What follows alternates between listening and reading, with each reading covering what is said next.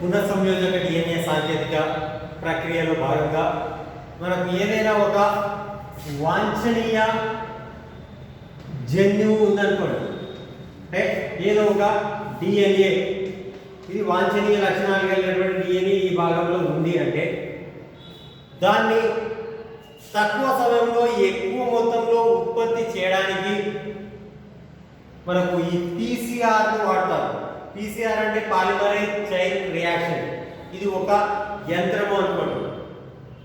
ఇది ఏదైతే ఒక డిఎన్ఏ భాగానికి ద్విగుణీకరణ చెందాల్సినటువంటి స్థానాలను గుర్తించి, అంటే ఆ డిఎన్ఏను రెట్టింపు చేసేటువంటి స్థానాల కొరకు మొదటగా వాటికి మనకు విస్వాభావీకరణ అంటే రెండు పోజల్ని వేరుపరిచి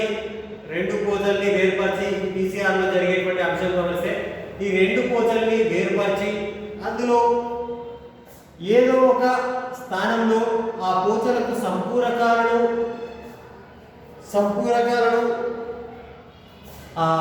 అందించి ఆ సంపూరకాలని మనం ఇక్కడ ప్రైమర్లు అంటాం. ఏంటది ప్రైమర్లను జతకూర్చి ముఖ్యంగా అది ట్యాగ్ పాలిమరేజ్ లేదా డిఎన్ఏ పాలిమరేజ్ అనేటువంటి ఎంజైమ్ సమక్షంలో ఆ ప్రైమర్లను పొడిగిస్తూ పూర్తి సంపూరకమైనటువంటి డిఎన్ఏ భాగాలను ఏర్పరుస్తాయి. కాబట్టి ఇది ఒక డిఎన్ఏ రెండింటిని వేర్పరచిన వాటికి ఏం చేస్తుంది, ఇక్కడ ప్రైమర్లను అతికిస్తుంది. ప్రైమర్లు అతికించి వాటిని పొడిగించడం అంటే మనకు డియాక్సీ న్యూక్లియోటైడ్లు ఒకటి అంటుతూ, అంటే నత్రజని క్షార జతలు ఫాస్ఫేట్లతో కూడినటువంటి చక్కెర భాగాలు అంటించుకుంటూ మనకు ఎక్కడి వరకు అయితే అవసరమో అక్కడ వరకు ఆ డిఎన్ఏ భాగాలను ఉత్పత్తి చేయదలుచుకున్న ద్విగుణీకరణ చెందాల్సిన స్థానంలో ఆ స్థానం వరకు పూరింపజేస్తుంది. ఈ రకంగా తక్కువ సమయంలో ఈ రకంగా మనం పూర్తి డిఎన్ఏలు రెండు డిఎన్ఏలు ఏర్పడదు. ఒక డిఎన్ఏ నుంచి రెండు డిఎన్ఏలు సంపూర్ణంగా ఏర్పడదు. ద్విగుణీకరణ చెందినటువంటి రెండు డిఎన్ఏలు తిరిగి మళ్ళీ ఇదే ప్రాసెస్ లోపల అనేక సార్లు చేసినప్పుడు ఇంచుమించుగా 1 బిలియన్ రెట్ల వరకు పెంచేటువంటి సామర్థ్యాన్ని కలిగి ఉంటుంది. ఇది పీసీఆర్ అనేటువంటి. అంటే తక్కువ సమయంలో ఎక్కువ మొత్తం లోపల ఈ డిఎన్ఏ భాగాలను ఉత్పత్తి చేయడానికి, ముఖ్యంగా వాంఛనీయ డిఎన్ఏ భాగాలు మనకు ఎక్కువ మొత్తంలో తీసుకోవడానికి ఈ పీసీఆర్ని వాడతాం. పీసీఆర్ అంటే పాలిమరేజ్ చైన్ రియాక్షన్. ఇంకోటి మనకు జీవ సాంకేతిక శాస్త్రంలో భాగంగా మనకు ఏదైనా ఒక మేలు రకానికి చెందినటువంటి జన్యువును లేదా ప్రోటీన్ను ఉత్పత్తి చేశాము అంటే ఆ డిఎన్ఏ పునఃసంయోజక డిఎన్ఏ అంటాం. ఈ పునఃసంయోజక డిఎన్ఏ అనేటువంటిది ఏదో అంటే అది ఏర్పడిందంటే ఒక వాంఛనీయ జన్యు భాగాన్ని ఏదో ఒక అతిథిలోనికి చొప్పించినప్పుడు అందులో ఆ లక్షణమే కాకుండా దాంతోపాటు ఏదో కొత్త రకానికి పునఃసంయోజకమైనటువంటి డిఎన్ఏగా మార్పు జరిగి అది ఒక ప్రత్యేకమైనటువంటి ప్రోటీన్ని ఉత్పత్తి చేస్తుంది. ఆ ప్రోటీన్లను లేదా ఆ ఉత్పన్నాలను ఎక్కువ సంఖ్యలో ఉత్పత్తి చేయడానికి ఆ ప్రోటీన్లను మన సాధారణంగా తక్కువ సమయంలో ఇంతకుముందు పీసీఆర్ చెప్పినట్టు ఇక్కడ బయో రియాక్టర్ల ద్వారా మనకు ఆ ప్రోటీన్లను ఎక్కువ ఉత్పత్తి చేసే దానికోసం ఈ బయో రియాక్టర్లు వాడతారు. ఈ బయో రియాక్టర్ లోపల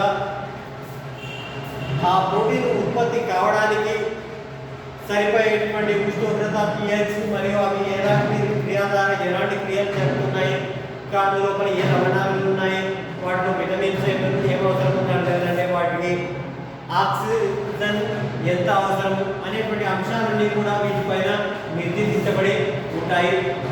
ఆ పరిశీలన ఆధారంగా మనకు దీని లోపల ఎక్కువ మొత్తం లోపల ఇది ఈ ప్రోటీన్లను లేదా ఆవశ్యకమైనటువంటి భాగాన్ని మనం ఉత్పత్తి చేయడానికి ఈ బయో రియాక్టర్లను వాడతారు. దాని లోపల చూడండి, ఇది ఒక పెద్ద ట్యాంక్ రూపంలో ఉండి దాని లోపల కలపడానికి మనకు వీలుగా మనకు బ్రేకర్స్, అదే రకంగా పిల్లర్స్, బ్రేడ్స్, వర్తన ప్రాంతాలు అనేటువంటి లోపల మనకు తెగు లాంటి నిర్మాణాలు ఉంటాయి. అందులో మనకు జీవరహితమైనటువంటి ప్రదేశం ఉంటుంది, అంటే ఆ ఆవిరి జీవరహితంగా ఉంటుంది, అంటే వేరే ఇతర కీటకాలు ఇతర సూక్ష్మజీవులు చేరకుండా జీవరహితమైనటువంటి ప్రదేశాలు ఉంటుంది.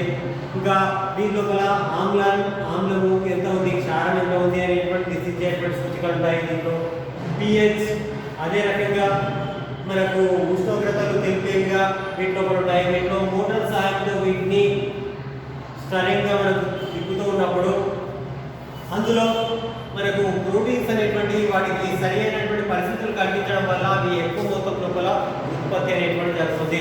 ఇదే మనకు బయో రియాక్టర్ అనేటువంటిది కూడా తక్కువ సమయంలో ఎక్కువ ప్రోటీన్లను లేదా ఉత్పన్నాలను ఏర్పరచడానికి మనకు ఏది ఈ బయో రియాక్టర్లను వాడతారు.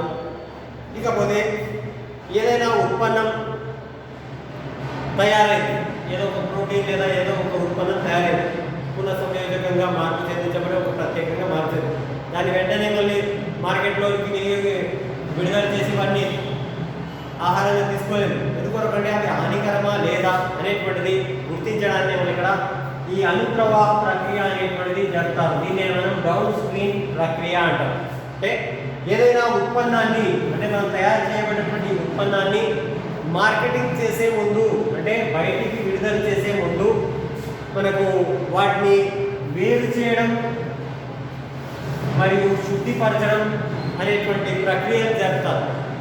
మార్కెటింగ్ చేసే కంటే ముందు వాటిని ఆ ప్రోటీన్లను వేరుపరిచి అవి హానికరంగా ఉన్నాయా లేదా అనేటువంటిది గమనించి వాటిని శుద్ధి చేసి ఏదైనా హానికరమైనటువంటి అంశాలను వాటిని తొలగించి శుద్ధి చేసి మనకు విడుదల చేస్తారు. ఈ రకంగా వేరుపరచడం, శుద్ధిపరచడం అనేది మార్కెటింగ్ కంటే ముందు చేసేటువంటి ప్రక్రియను మనకు అనుప్రవాహ ప్రక్రియ అంటారు. సాధారణంగా ఈ అంశాన్ని మనకు చికిత్సా పద్ధతుల లోపల మందులు తయారు చేయడానికి, లోపల తక్కువ సమయంలో ఎక్కువ మనకు ఉత్పత్తి చేయడానికి, మందులను చికిత్స కొరకు మందులను తయారు చేయడానికి మనకు ఈ పద్ధతులను ఉపయోగిస్తారని చెప్పుకోవచ్చు.